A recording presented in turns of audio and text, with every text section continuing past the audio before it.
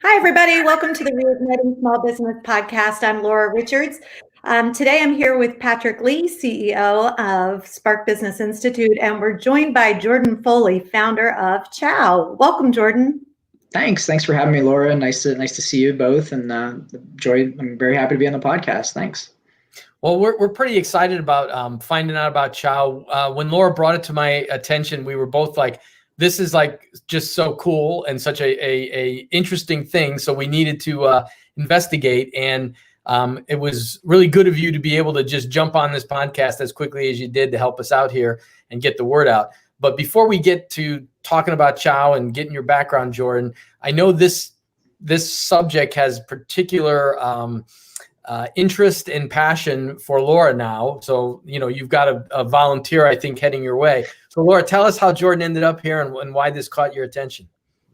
So Patrick, you know this just from, working closely with me, that I have been looking for something that fit my wheelhouse in terms of how I can give back. And I believe in living your purpose. So being a former restaurateur and someone who is a volunteer and always has my hand raised for various things, my girlfriends are on the lookout all the time. So one of my friends, Lori Stout, had seen Chow written up in the Capitol for a recent award they got and as a contest that had gone through Anne Arundel Community College. And I'll let Jordan tell you a little bit more about that.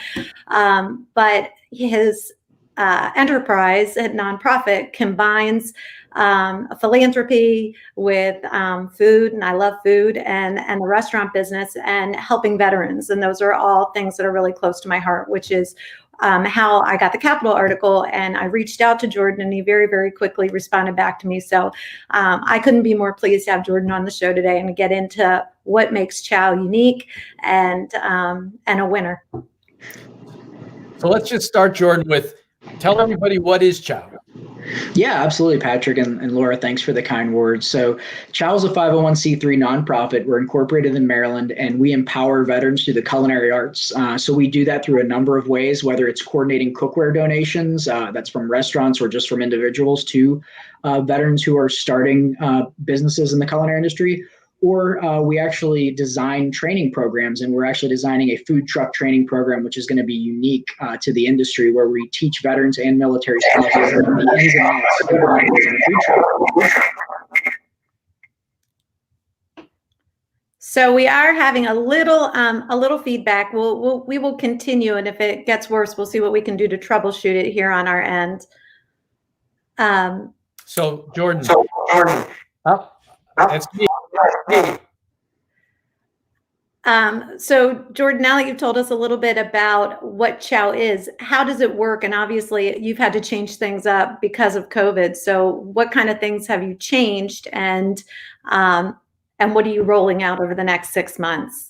Yeah, definitely, Laura. And what we did is we incorporated in January 2020, and then March happened, right? 2020, and COVID hit, and we were designed, and we were thinking that we were going to be a culinary-based nonprofit, so we could have clientele sell to patrons. Whether it was going to be out of our tailgate grill, going to show up to Navy football home games and things like that to get the word out. Well, that all changes with COVID, and we have to pivot. We still want to train veterans, so we started an initiative, Chow's Kitchen with a Mission, where we actually train veterans in our kitchen in Cheverly, Maryland, while we cook meals for the homeless. So we'll get a shelter in Maryland will ask us for 200 meals. We'll get a couple veterans in the kitchen, and we will simulate a restaurant environment and get 200 meals out in a couple hours. And this has been a way for us to protect our volunteers, stay safe during COVID, but also feed those in need. And really this year has turned into us figuring out, is this an idea that resonates with people? Is our system, that is our supply chain and our menu, is it viable? Can we make a profit from it, and can we hone it? And then last is, do we have the public backing? Do we have the engagement with the people? And do we have veteran interest and military spouse interest? And those are all resounding yeses at this point. We've been in business for over 9 months now, and we're coming up on our first year here in January 2021. And in this coming year, we want to buy a food truck, and we want to start that mobile training platform that I talked about, that rolling MBA where we're teaching marketing, branding, everything that is to do with the food truck business, along with the cooking and things like that for military veterans and spouses interested in it. And that's where we see ourselves going in this next year. So it's an exciting time because we're just starting, but very bright horizons. So what I like about what you just said, Jordan, that I think is super cool is that obviously COVID has created more of a need for people to supply meals. And so you were able to really pivot, and you're serving two philanthropic interests at the same time, both giving veterans necessary experience to get that under their belt, while at the same time feeding people that need food. Exactly, Laura. And I think, me being active duty and knowing many veterans is when we do leave the service, when military personnel leave the service, we still want to be part of the community and serve. And that's what Chow offers too, is that network of service and that network of family. And I think that's going to be a major part of our system going forward too, is serving the community, whether that's going to underprivileged communities and speaking to children about our careers in the military and cooking them good food, or it is cooking for those in need. And that's going to be a fixture of Chow. And we've realized that that's really become part of our personality. So how do people engage with Chow? What types of volunteers or donations, or what are you looking for? Well, thanks, Patrick. I mean, right now we're in our season of giving, so it's a chance to log on to our website at letschow.org. And if you go into our holiday giving tab, if you donate $100, $50 to $100, we're going to send you a private link to a YouTube video of a veteran making homemade pasta. He's going to be starting a handmade pasta business here when he moves back to the States from Bahrain. And also, if you donate over $200, we'll send you the semolina flour and gourmet olive oil to your house to complete this recipe. So right now, a lot of great initiatives there. We do have a donate tab right on our homepage that you can donate to. And also we love, volunteers, people who can be mentors for our veterans and military spouses, can really just provide things that they're good at in their services to kind of help us expand our network. So both ways to get involved. But, we also understand this is a tough time for everyone, whether it's, not being able to have the time to do it or the money. We just ask that you share Let's Chow with 22 of your closest contacts. That number actually symbolizes the number of veterans who die by suicide every day. So we ask as an homage, paying homage to that, and the need to bring that number down. Please share Let's Chow with 22 of your contacts if you can't contribute. But those are the ways people can get involved. And I'm always responsive and happy to talk to anybody. So let's talk about you a little bit, because I think we got the picture of Chow. It sounds, it's very unique. It sounds like a great idea, and I'm really glad to see that it is succeeding up to this point, and wish you great success going forward. But somehow or other, you came up with this concept and you jumped in to do this and all. So what's your background what is your background, and what's your background that would bring you to this concept and idea? Yeah, I mean, sometimes I'm surprised that I was, I don't consider myself a business person. I've been in the military since I was 18. I'm not really an entrepreneur, but I've been figuring it out day by day. But I found it very difficult, and my family found it difficult to engage with the community every time we moved. We moved, I think, 6 times in 7 years almost. And every time we got somewhere, it was hard to volunteer again. So I thought, I want to start a nonprofit where I can control my giving back. And that marriage with my culinary interest was. Sorry, is it feedback again? Getting a lot of feedback there. Oh, I think it must be Patrick that's providing the feedback, because it's all clear now. Will you just reiterate for our viewers what you were just saying? Yeah, I just think it might be me. Nope. There we go. How's this sound? Better. Yeah, great. So, I started a nonprofit because I wanted to give back to the community. Really, as I moved, it could move with me. And I married that with my love of cooking, because I grew up in an Italian family.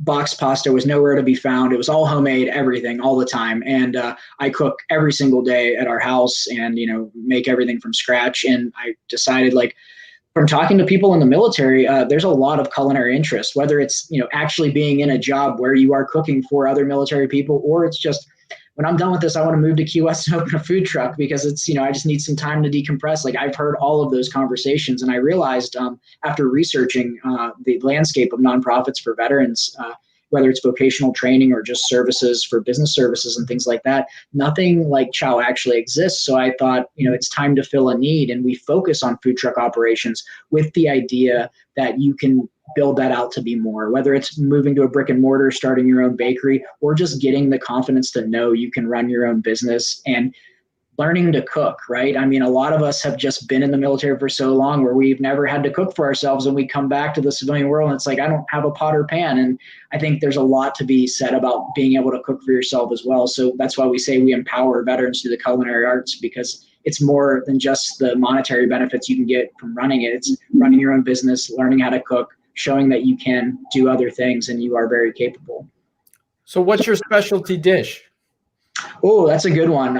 So, I mean, homemade linguine, that's just easy to throw together every night. But I'd have to say that, my wife prefers whenever I make Dover sole. So whenever I can go get some really nice Dover sole cuts, whether it's a whole one out somewhere in Annapolis, and filleting that up and frying it up for like a nice little light batter fish and chips, like that is her favorite. So whenever we get our hands on Dover sole, that's when we do it. But I'd say that's my specialty. So I saw some tacos at your website. Is that something that you teach the veterans? Is that one of the dishes that you all specialize in?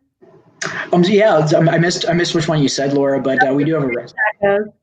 Oh yeah. We actually, that's been the big thing is, so we've actually started our menu off as tacos because we like the grab and go nature. And like my family has a homemade flour tortilla recipe that we passed down, and I can just whip those out and make them in front of patrons, which I think really gives an extra flair. It's almost like being at a hibachi. People are like, oh, you're making that tortilla in front of me. That's crazy. That's cool. I've never seen that. And it tastes a lot better, but it's, it's a lot of work, but the love that goes into it makes it taste good. But we've been starting to develop this really fun concept of Asian fusion tacos. I've lived in Asia, and I love the culture, and I think putting that into a taco is really fun and trendy right now. So we've gone from like butter chicken, like Indian cuisine tacos, all the way to like Korean bibimbap tacos. So we're playing around with it, and it's been a lot of fun, and we've been getting a lot of feedback. Some people, it's a little bit too on the B side, and other people are like, this is the coolest thing I've ever seen. But it's overall a fun concept to develop one's menu. So, so let's talk about the underlying reasons that this happened. Now, so I get the logistics of it. I get why, it made sense for you to do something that can move with you and giving back and all. But you've got a whole bunch of issues that you've sort of hinted at around why this fills a bunch of needs. So why don't you go ahead and talk a little bit about, what you're trying to do for military personnel, and what are those struggles and issues that are out there that you're trying to address? Yeah, absolutely, Patrick. And I think it starts with barriers to entry. People don't realize the amount of military personnel that do live paycheck to paycheck. And also the processing timelines from active service to civilian are sometimes limited to less than a month, which makes it nearly impossible to start one's own business, let alone just search for a job. So what we wanted to do was decrease those barriers. We've seen startup costs for food trucks to be as high as $50,000 to $100,000 sometimes. And even if you do purchase that, there is a 50% fail rate for food trucks in the first year. Restaurants are worse with a 60% fail rate in their first year. And we think veterans setting off on their dream to be culinary entrepreneurs should have support. They deserve support because of these barriers. And we want to be able to provide that training to provide an environment for them that is safe for them to fail, but safe, it allows them to succeed as well, rather than them just jumping into the business world altogether. So that the first is barrier to entry. And those are in a lot of ways. Those are monetary, those are time constraints.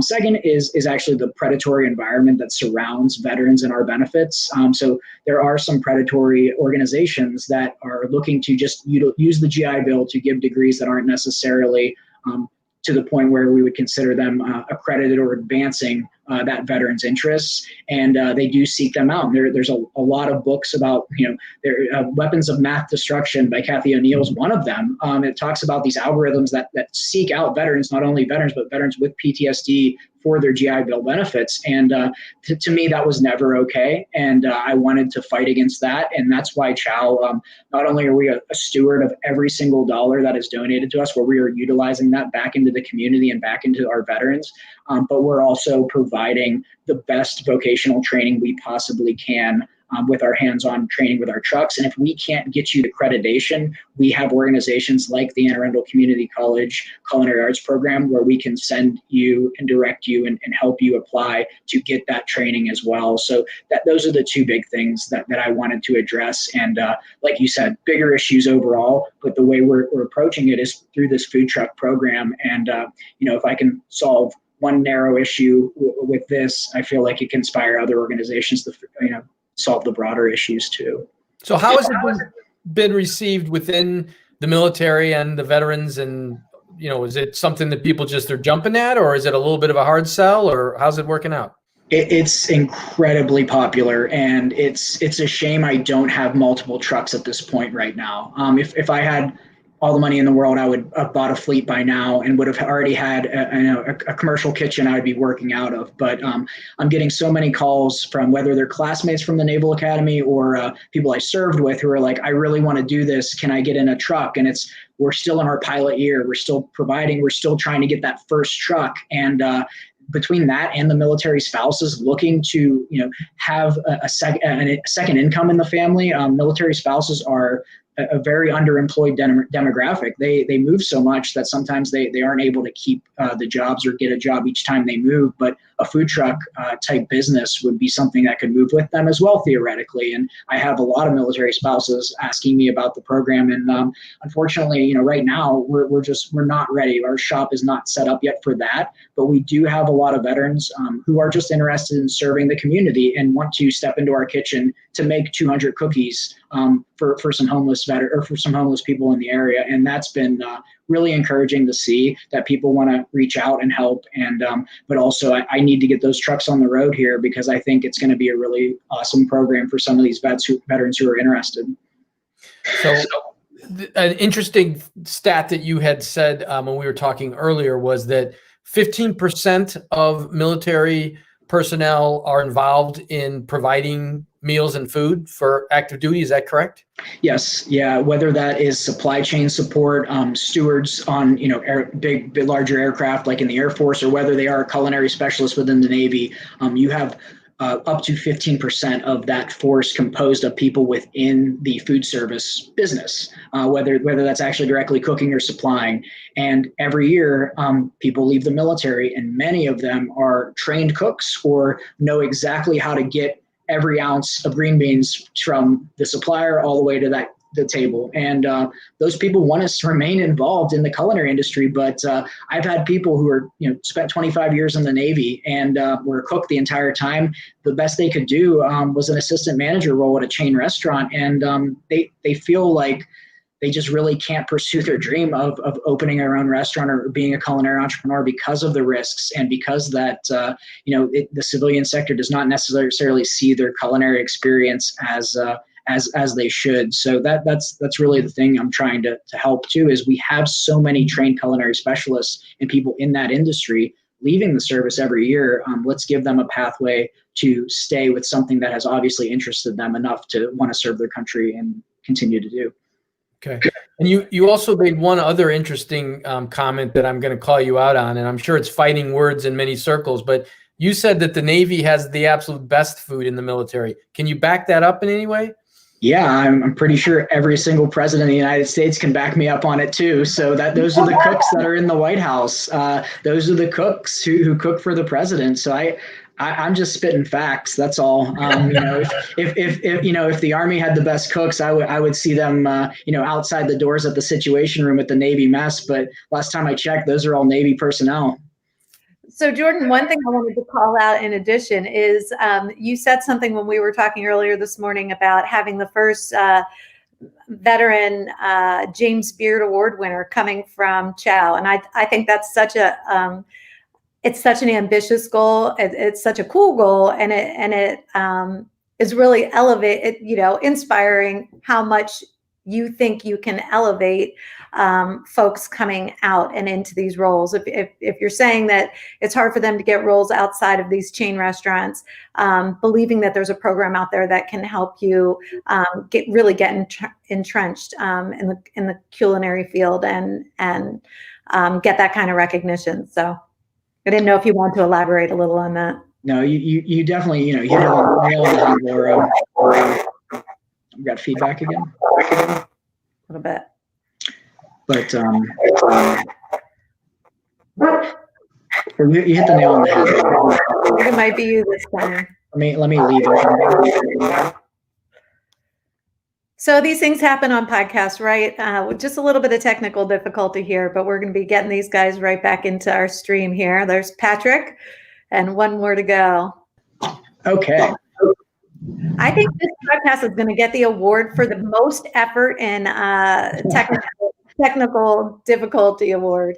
Sometimes you got to do it, but yeah, you're right, Laura. I see that as it's something to aspire to be, but I want to be able to take someone who's leaving the service and didn't think they could get into the culinary industry, tell them, here's a program, you step in day one with what you have, whether it's the clothes on your back or whatnot, and we will train you through a whole process of learning how to run your business, learning how to source your menu, giving you the flexibility to create parts of the menu.